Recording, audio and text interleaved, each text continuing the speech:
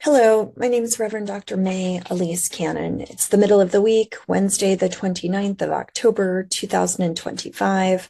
We're on day 754. Friends, I wish that we weren't at the place that we're at right now, where the ceasefire has been breached, and in the last 24 hours, there have been dozens of deaths. Once again, there's been bombing in the Gaza Strip. Israeli Prime Minister Netanyahu yesterday ordered the Israeli military to conduct strikes in Gaza. He said Hamas had violated the framework by not returning hostages and attacking Israeli forces. Hamas denied involvement in the attack and insisted it was working in good faith to return the bodies. More about that in a few minutes. Netanyahu's office said that Donald Trump had been informed before the action was taken. The Israeli airstrikes targeted the Strip and were followed by renewed clashes between Palestinian militants and the Israeli army yesterday. Hamas issued a press release and said that there was no relation to the incident where militants attacked IDF forces in Rafah. The group added that it sees the airstrikes as a blatant violation of the ceasefire. They noted that several Israeli strikes in recent days have been present and the closure of the Rafah border crossing with Egypt. The death toll in the last 24 hours was 104 people in Gaza overnight. That number includes 46 children. According to local health officials at the time of writing, in response to the airstrikes, Hamas said it would delay handing over the body of another hostage. Israel's military said today the ceasefire in Gaza has resumed following the airstrikes overnight. Friends, that death toll is higher than many days in recent weeks, if not months. 104 people killed during the ceasefire agreement. The IDF announced that Master Sergeant Reservist Yona Ephraim Feldbaum was the Israeli reservist who was killed in the clash that happened. Feldbaum was 37 years old in the Combat Engineering Corps in the Gaza Division. He was from a West Bank settlement of Niria. President Trump said yesterday that the ceasefire is not at risk, despite the Israeli attacks. He says, as I understand it, meaning Hamas took out an Israeli soldier and the Israelis hit back. They should hit back. That's what happens. They should hit back. And he added that if Hamas militants, quote, do not behave, they will be terminated, end quote. So in other words, even though we have a ceasefire agreement, the quote unquote self-defense, which is what this is being portrayed as by the Israeli military to kill dozens of civilians, is being permitted. The US are the arbitrators of this agreement and are supposed to be in control of what's happening in Gaza. Relief workers have said that hundreds of trucks enter Gaza daily, but most of them are carrying commercial goods. What does this mean? It means that only people who have money have access to them, and the prices in Gaza are exorbitant. After 2 years of war, most Gazans are unable to purchase items from markets. The prices of the items that are entering are very expensive. It also means that companies are making money off of a humanitarian disaster. The Red Cross issued a statement criticizing Hamas for staging the recovery of a hostage. So this happened in the last day or two, where my understanding, what I heard in the news, was that Hamas had the body of an Israeli hostage, but before turning it over to the Red Cross, they buried it kind of as a subterfuge. The Red Cross said it's unacceptable to stage a fake recovery when so much demands on the implementation of this agreement. Meanwhile, the IDF announced that it's renewing enforcement of the ceasefire with Hamas as of 10 a.m. today. Hamas will resume transferring the remains of deceased Israeli hostages that have been located. In the occupied West Bank, settlers in the last day set fires to cars in the West Bank village of Atara. This is near Ramallah. This was last night. And in a West Bank outpost, a Rabbi Menachem ben Sakhr, a resident of the Gat Ronan outpost in the West Bank, was arrested on suspicion of incitement. I just wanted to talk about this a little bit.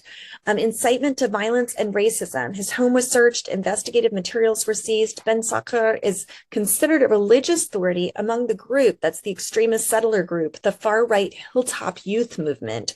He's a rabbi at a yeshiva, the Homesh Yeshiva, which is a seminary. According to a police statement, another settler was arrested alongside of him on the same suspicions. They were released after questioning under restrictive conditions. According to a statement, the two are suspected of spreading extremist and inciting messages that would encourage serious violence against Palestinians. The police said the investigation began following severe violence, incidents of arson attacks in the Palestinian village of Burkine after an attack in which Israeli Zila Gez was killed and her son Ravid Haim was wounded and later died of his wounds. The statement said that according to suspicion, the publications encouraged, praised, and supported illegal acts carried out in the area, thereby contributing to legitimizing escalation and further offenses. Among all the publications examined, expressions were found that had real potential to cause harm to people and properties. Also, the IDF legal chief was put on leave as the army is investigating the leak of a video that the video includes the abuse of a Palestinian detainee. I talked about this incident, I think it was more than a year ago. There's a criminal probe into last year's leak of the video that showed the alleged abuse of a Gaza detainee at a military facility. 5 soldiers were arrested as a result of this. This is at that notorious Sde Taman military facility. The IDF's top legal advisor has been placed on leave pending further clarification related to details of the matter. Israeli Defense Minister Katz ordered a renewed ban on the Red Cross visits to thousands of Palestinians that are being held in Israeli prison. This is under the law of imprisonment of unlawful combatants ahead of a high court petition hearing that will address this matter. The IDF also announced that an Israeli airstrike in the south of Lebanon on October 14th killed a Hezbollah leader who was transferring weapons to grow the organization's military capabilities. And related to Yemen, Amnesty International said yesterday that a U.S. airstrike in April killed over 60 detained African migrants in a Houthi-run prison in Yemen should be investigated as a possible war crime. Amnesty said the strike appeared to be an indiscriminate attack with no clear military objective. The U.S. military central command has yet to offer an explanation for the strike on the prison.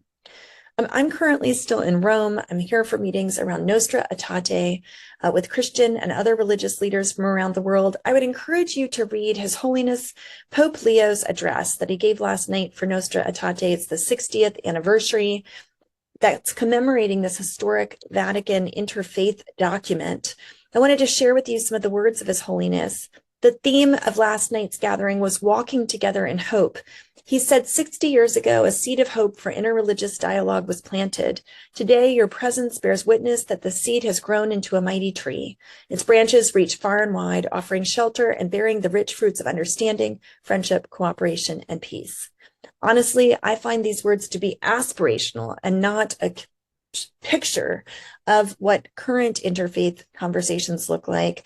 Christians, Jews, and Muslims have never been more divided than in the last 2 years with the escalations, atrocities in Gaza and after the attacks of October 7th. His Holiness talked about 4 principles in terms of Nostra Aetate, reminding us that humanity is drawing closer together, and it's the task of the Church to promote unity and love among men and women and among nations. Second, he says it points to what we have in common. We belong to one human family, one origin, one also in our final goal. Moreover, every person seeks answers to the great riddles of the human condition. Third, he talked about religions everywhere trying to respond to the restlessness of the human heart, each in our own way, with different teachings, ways of life, and sacred rites that help guide their followers towards peace and meaning. Finally, he said the Catholic Church rejects nothing that's true and holy in these religions and reflects a ray of truth, that which reflects a ray of truth and might enlighten people. Finally, he said we should not forget how Nostra Aetate actually developed by Pope John the 23rd, who was commissioned by Cardinal Augustin Bey to present a treatise to the council describing a new relationship specifically between the Catholic Church and Judaism. There's a whole chapter in Nostra Aetate that is based on the relationship between the Jewish community and the Catholic Church. And he said it's the heart and generative core of the entire declaration. For the first time in the history of the Church, we have a doctrinal text which explicitly provides a theological basis that illustrates the Jewish roots of Christianity in a well-founded biblical manner.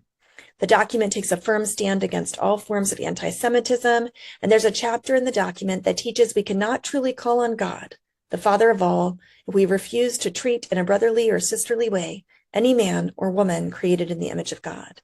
The Church rejects all forms of discrimination, of harassment based on race, color, the condition of life, or religion.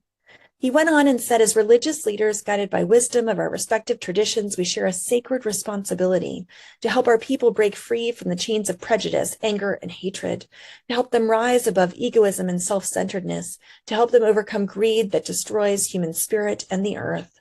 And in this way, we can lead our people to become prophets of our time, voices that denounce violence and injustice, heal division, and proclaim peace for all of our brothers and sisters. This year, the Catholic Church celebrates the Jubilee Year of Hope. Hope and pilgrimage are the realities common to our religious traditions. That is the journey that Nostra Aetate invites us to continue, to walk together in hope.